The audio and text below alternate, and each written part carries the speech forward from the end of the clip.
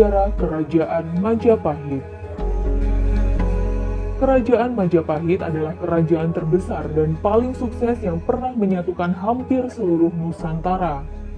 Kejayaan Majapahit dibangun di atas kekuatan maritim dan perdagangan yang maju di bawah Hayam Wuruk dan patihnya Gajah Mada.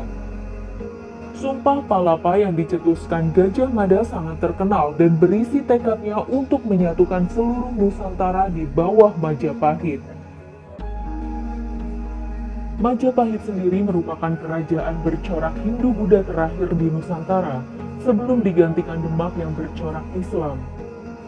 Majapahit berdiri selama 234 tahun mulai dari tahun 1293 sampai 1527 dengan pusat pemerintahan di Mojokerto, Jawa Timur.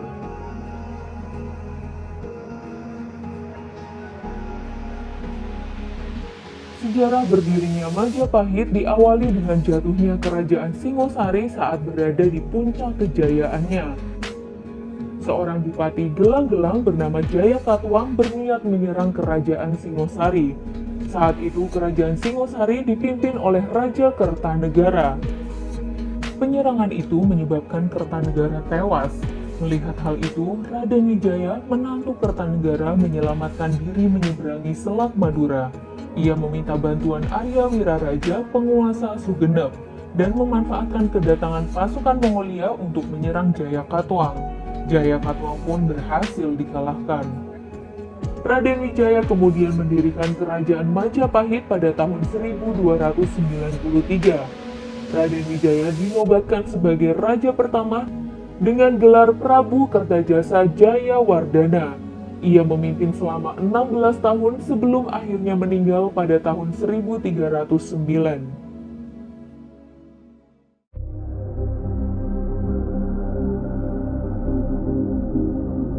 Raden Wijaya digantikan oleh putranya yang bernama Jayanagara hingga tahun 1328. Pusat pemerintahan Majapahit bergeser sedikit ke daerah Trowulan. Pada masa Jayanagara banyak terjadi pemberontakan. Salah satu yang paling berbahaya adalah pemberontakan Rakuti karena sempat berhasil menduduki istana. Sepeninggal Jayanagara, Majapahit dipimpin oleh Ratu Tribhuwana Wijaya Tunggadewi, adik tiri Jayanagara dari tahun 1328 sampai 1350.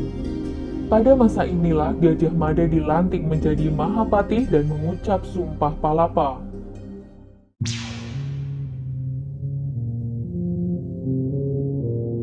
Tribhuwana kemudian digantikan oleh anaknya yang bernama Hayam Wuruk dari tahun 1350 sampai 1389. Pada masa kepemimpinan Hayam Wuruk bersama Gajah Mada, Majapahit mencapai puncak kejayaan.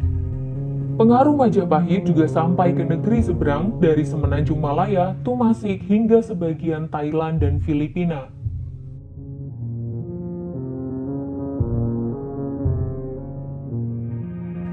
Pada masa Hayam Wuruk pernah terjadi pertempuran dengan kerajaan Sunda pada tahun 1357. Awalnya Hayam Wuruk hendak menikahi putri Raja Sunda yang bernama Dyah Pitaloka.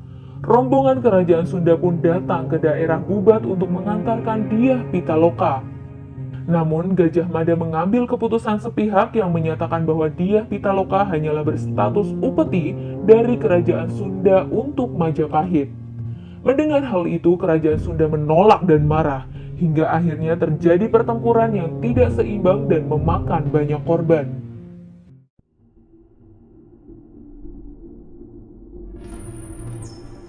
Setelah Hayam Wuruk meninggal, Majapahit dipimpin oleh Wikramawardhana, menantu Hayam Wuruk, dari tahun 1389 sampai 1429. Keputusan ini ditentang oleh Brewirabumi, putra Hayam Wuruk sendiri. Akhirnya terjadilah perang saudara yang disebut dengan Perang Paregreg pada tahun 1404. Perang ini menyebabkan banyak kerugian. Banyak daerah kekuasaan Majapahit di luar Jawa yang melepaskan diri. Kejayaan Majapahit pun berangsur menurun sejak saat itu. Sepeninggal Wikramawardhana, Majapahit dipimpin oleh putrinya, Ratu Suhita. Karena Ratu Suhita tidak memiliki putra mahkota, ia kemudian digantikan oleh adiknya Kertawijaya atau Brawijaya I. Setelah itu, Majapahit silih berganti dipimpin oleh Brawijaya II sampai Brawijaya VII. Saat itu, Majapahit mengalami krisis ekonomi dan perseteruan politik, ditambah lagi dengan berdirinya Kesultanan Demak sebagai pusat kekuasaan baru di Jawa. Demak didirikan oleh Raden Patah, putra dari Brawijaya V. Majapahit akhirnya benar-benar runtuh setelah diserang oleh Kesultanan Demak sebanyak 2 kali. Cukup banyak bangunan peninggalan kerajaan Majapahit, diantaranya Candi Tikus dan Gapura Bajang Ratu.